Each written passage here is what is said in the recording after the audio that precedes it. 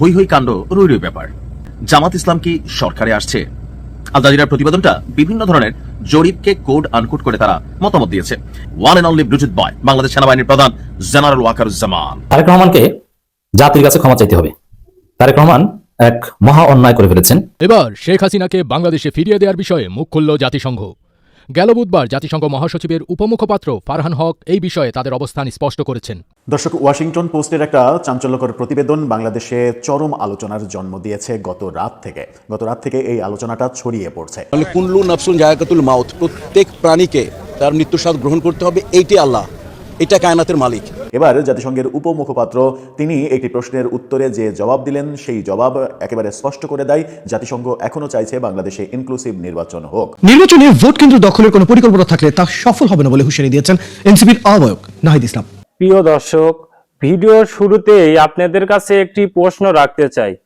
প্রিয় দর্শক, জনাব তারেক রহমান গতকালকে সিলেটের একটি জনসভায় গিয়ে কিন্তু তিনি বলেছেন জামাত বিকাশের টাকা দিয়ে বাংলাদেশের জনগণের ভোট কিনছে, এরকমটি কিন্তু তিনি মন্তব্য করেছেন।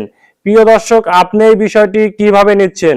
আপনি কি মনে করছেন যে জনাব তারেক রহমান এই কথাটি বলেছে?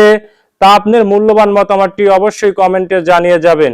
প্রিয় দর্শক, আপনি যদি মনে করেন যে জামাত কোনোদিনই এরকম একটি কাজ করতে পারে না, এটা বিএনপির জালিয়াতি, তা অবশ্যই আপনার মূল্যবান মতামতটি কমেন্টে জানিয়ে যাবেন।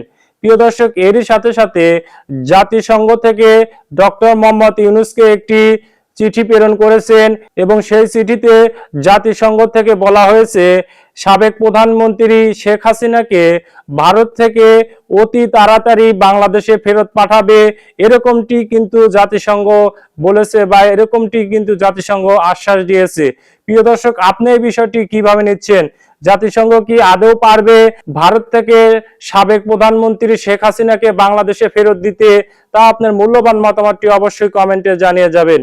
প্রিয় দর্শক, এরই সাথে সাথে সেনাপ্রধান ওয়াকারুজ্জামান তিনি নির্বাচন প্রসঙ্গে কঠোর একটি পদক্ষেপ নিয়েছেন বা কঠোর হুঁশিয়ারি দিয়েছেন। প্রিয় দর্শক, সেই কথাটি কি তা এই নিউজটি সম্পূর্ণ দেখলেই বুঝতে পারবেন। প্রিয় দর্শক, তাই বলছি যারা ভিডিওটি অন করেছেন তারা ভিডিওটি না টেনে সম্পূর্ণ মনোযোগ সহকারে দেখবেন, তাহলেই বুঝতে পারবেন আজকের ভিডিওর মূল রহস্য বা আসল ঘটনাগুলো। তো প্রিয় দর্শক, চলুন দেখে আসি সেই আজকের কাঙ্ক্ষিত ভিডিওগুলো। তবে তার আগে বলি, যারা এখন এই চ্যানেলটি সাবস্ক্রাইব করেননি তারা সাবস্ক্রাইব করে পাশে থাকা বেল আইকনটি বাজিয়ে দিবেন। আর যারা ইতিমধ্যে এই চ্যানেলটি সাবস্ক্রাইব করে রেখেছেন তাদেরকে অসংখ্য ধন্যবাদ।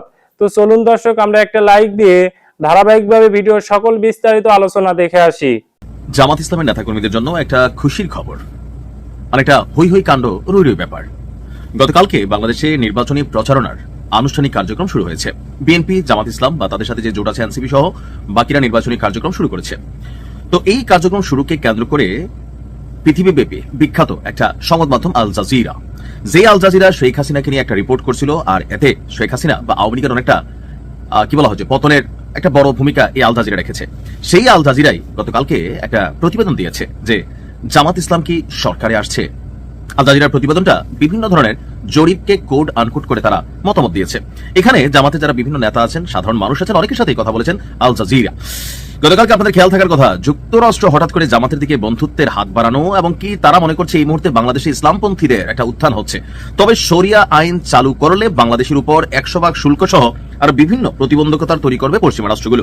তো এমন অবস্থায় জামাতও হঠাৎ করে ঘোষণা দিল যে তারা শরিয়া আইন চালু করবে না, আর এ নিয়ে আলোচনা আছে, সমালোচনা আছে।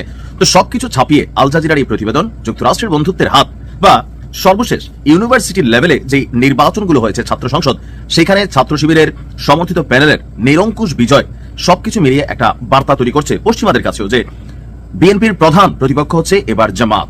আর জামাতেরও এখানে বিভিন্ন তথ্যপাত্র যতটুকু বোঝা যাচ্ছে যে এবার ক্ষমতায় যাওয়ার চান্স আছে জামাত ইসলামের। তবে জামাতের সাথে যারা জোট বেঁধেছেন এখানে শক্তিশালী হিসাবে এনসিপি তেমন শক্তিশালী কেউই না, আর বাকি যারা আছে ততটা মেরুদণ্ড আছে আমার কাছে এমন কোন দল চোখে পড়ে নাই। তবে জামাতের যে নিজস্ব ভোট কেন্দ্র বা জামাত যে একজন করেন তার পরিবারের সবাই কিন্তু জামাতেরই ভোটার হয়, অন্যান্য দল এটা নাই।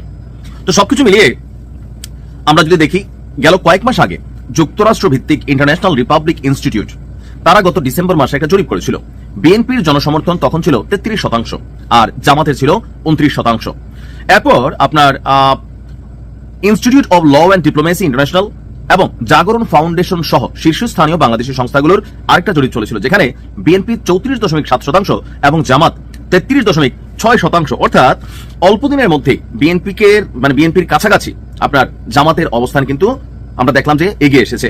সেই ধারাবাহিকতায় অনেকেই মনে করছে যে আগামী নির্বাচনে জামাত বিএনপিকে ছাড়িয়ে যাবে, তবে নির্বাচনের ফলাফল জনগণের হাতে, এটা হচ্ছে একটা পারসেপশন। আমরা যদি এরপর দেখি যে এখানে জামাতের যিনি একজন নেতা আছেন তাহের সাহেব, তো তিনি আপনার আল জাজিরাকে দেওয়া সাক্ষাৎকারে তারা বলছেন যে এই পুনরুত্থান কেবল বছরের পর বছর দমনের বিরুদ্ধে জনগণের সহানুভূতি নয়, বরং দেশের প্রতিষ্ঠিত রাজনৈতিক ব্যবস্থার প্রতি এক ব্যাপক মোহভঙ্গের প্রতিফলন। জামায়াতের নায়েবে আমির ডক্টর তাহের তিনি আল জাজিরাকে বলেছেন আপনার যে আপনার আওয়ামী লীগ নিষিদ্ধ হওয়ায় তৈরি হওয়া রাজনৈতিক শূন্যতায় জামাত দ্রুত নিজেকে বিএনপির প্রধান প্রতিদ্বন্দ্বী হিসাবে প্রতিষ্ঠিত করতে পেরেছে, এমনকি জামাতের আনুমানিক 2 কোটি সমর্থক রয়েছে, যাদের মধ্যে নারীসহ 2,50,000 নারীসহ প্রায় 2,50,000 নিবন্ধিত সদস্য বা রুকন রয়েছে। এই সংখ্যাটা দলটির সাংগঠনিক শক্তিকে প্রকাশ করে, এমনকি এনসিপির মতো নতুন দলকেও তারা কাজে লাগাতে চায়। আর জামাতের প্রতি জনগণের আগ্রহ বাড়ছে, এমনকি এই ধারাবাহিকতা অব্যাহত থাকলে সংখ্যাগরিষ্ঠতা পাবেন বলেও আপনার তাহের সাহেব বিশ্বাস করছেন। এমনকি পশ্চিমা বা প্রতিবেশী রাষ্ট্র ভারত সহ অন্যান্যদেরকে বাংলাদেশ কোনো হুমকির জায়গা না, এটা প্রমাণিত করার জন্য তারা মানে শরিয়া আইন এটা আসলে এখন এস্টাবলিশ করবেন না, কারণ শরিয়া আইন চালু করলে পশ্চিমা বিশ্ব বাংলাদেশের উপর একটা রিয়েকশন দিবে, অথবা এই সরকারকে আপনার সাপোর্ট করবে না। তো এরকম নানান চিন্তা থেকে তারা শরিয়া আইনকেও আপাতত আপনার সরিয়ে ফেলেছেন। অ্যাজ এ রেজাল্ট পশ্চিমারা জামাতকে প্রেফার করছে ওয়ান কাইন্ড অফ। আর পাশাপাশি আল জাজিরা যে প্রতিবেদন করেছে সেখান থেকে সবকিছু মিলিয়ে আপনার যে জরিপটা, এই জরিপটা কিন্তু শতভাগ সত্য বা এরকম কিছু না, এটা হচ্ছে একটা জরিপ। ভোটের দিনের আগে কোনো জরিপের কার্যকারিতা নিয়ে আসলে কথা বলার সুযোগ নাই, তবে যে ডাকসু সাকসু এই বিভিন্ন নির্বাচনকে একটা প্রিফার ধরে বা সাম্প্রতিক সময়ে বিভিন্ন ইনস্টিটিউট বিভিন্ন দেশ তারা তাদের জরিপ এখানে পর্যালোচনা করছে। তো সেখান থেকে যেভাবে জামাতের জনপ্রিয়তা ধরেন জরিপে যেটা দেখা যাচ্ছে একটু একটু করে বাড়ছে, সো নির্বাচন আসতে আসতে অনেক ঘটনা ঘটবে, সেই প্রতি ঘটনায় হয়তোবা জামাত এগিয়েও যেতে পারে। তবে রাজনৈতিক দল হিসাবে বিএনপি যথেষ্ট শক্তিশালী, ভোটার সংখ্যা অনেক বেশি। আর ঝামেলার একটা কারণ হচ্ছে বিএনপি হারবে শুধুমাত্র তাদের বিদ্রোহী প্রার্থীরা যারা আছেন।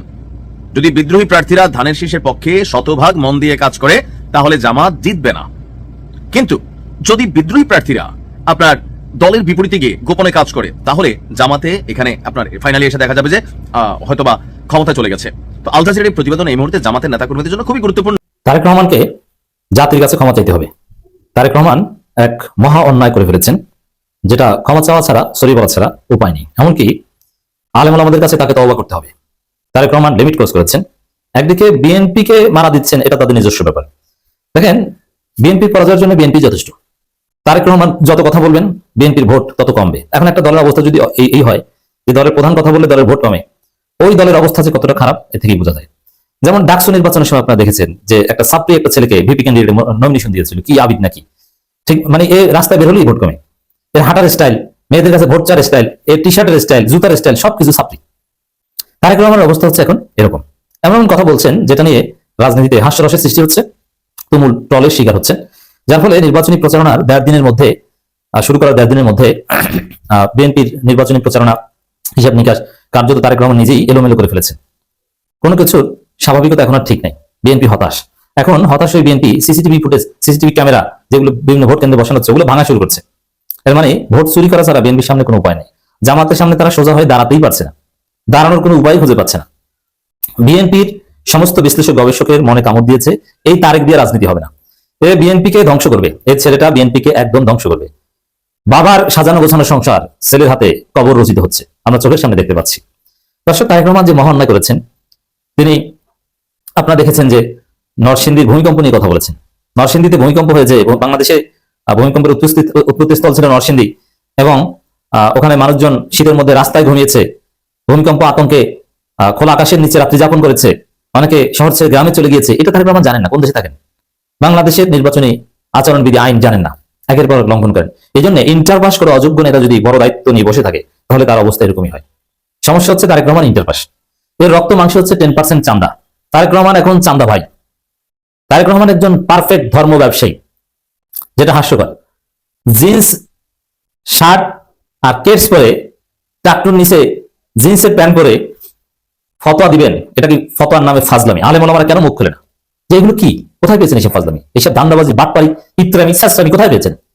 আপনার যে গেট আপ, যে স্টাইল, আপনি ফতোয়া দেন, আপনি বুঝেন ফতোয়া কি? আপনি মুশরিক বানিয়ে দেন একটা গোষ্ঠীকে, তাকফির করেন, আবার বলেন যে ভূমিকম্প হয় কি জন্য? এই তাকফিরি আচরণের কারণে ভূমিকম্প হয়, জামাতের শিরকের কারণে ভূমিকম্প হয়। শিরক কি বোঝে কিছু? কি কোন হুজুর নাকি শিখিয়ে দিয়েছে যে এটা বলেন? যে শিখিয়ে দিয়েছে নিজেই তো বোঝে না। শাহজালালের মাজারে সেজদা দিয়ে নামাজ পড়ে, স্পষ্টভাবে বলছি মাজারে নামাজ পড়া যায় না, ওই নামাজ হবে না। মুহাক্কিক ওলামা ইকরামদের ফতোয়া হচ্ছে মাজারে নামাজ পড়লে সে নামাজ আবার নতুন ভাবে পড়তে হবে। মাজারে কবরের জায়গায় নামাজ হয় না। লা তাত্তাখিযু কুবুরা মাসাজিদা, তোমরা মসজিদকে কবর বানিও না। এটা একদম স্পষ্ট মুহকামাত হাদিস, স্পষ্ট হাদিস, সহজবোধ্য। তো এই যে মুসলমানদেরকে মুশরিক বলা, তাকফির করা, কুফরি করেছে, শিরক করেছে, এই কথা বলা, এটা তারেক রহমান বলতে পারে না, এটা কোনো আলেম ওলামাও এভাবে বলতে পারে না, তবে আলেম ওলামা এই বিষয়ে দৃষ্টিভঙ্গি দিতে পারে। এখন এই কথিত চান্দাবাই লন্ডনী মুফতি তারেক জিয়া যেহেতু নিজেই ফতোয়া দেওয়ার দায়িত্ব নিয়েছেন এবং জনগোষ্ঠীকে তাকফির করছেন, তাদেরকে মুশরিক বানাচ্ছেন, এই জন্য তার দায় নিতে হবে এবং ক্ষমা চাইতে হবে। নইলে জনগণ কিন্তু তাকে ভণ্ড বলবে, জনগণ তাকে 10% চান্দাবাই, খাম্বা এগুলো বলবে, এগুলো তাকে সহ্য করতে হবে। দেখেন তারেক রহমান কিভাবে তার নিজের রাজনীতি এলোমেলো হয়ে গেছে, জামাতের হাতে কার্ড তুলে দিয়েছেন। জাস্ট ইমাজিন, জামাত কখনো সেন্ট্রালি তারেক রহমানের বিরুদ্ধে গত 2 দিন আগের রেকর্ড পর্যন্ত কোনোদিন তারেক রহমানের সমালোচনা করেছে আপনার দেখাতে পারবেন না। প্রিয় দর্শক, আমি আশা করছি ভিডিওটি সম্পূর্ণ মনোযোগ সহকারে দেখেছেন। সেই সাথে ভিডিও সম্পর্কিত কোনো তথ্য বা মতামত থাকলে কমেন্ট বক্সে জানিয়ে যাবেন। আজকের মতন এখানে শেষ করছি, ফিরে আসছি আগামী দিনে নতুন একটি টপিক নিয়ে। সে পর্যন্ত সবাই ভালো থাকবেন। আল্লাহ হাফেজ।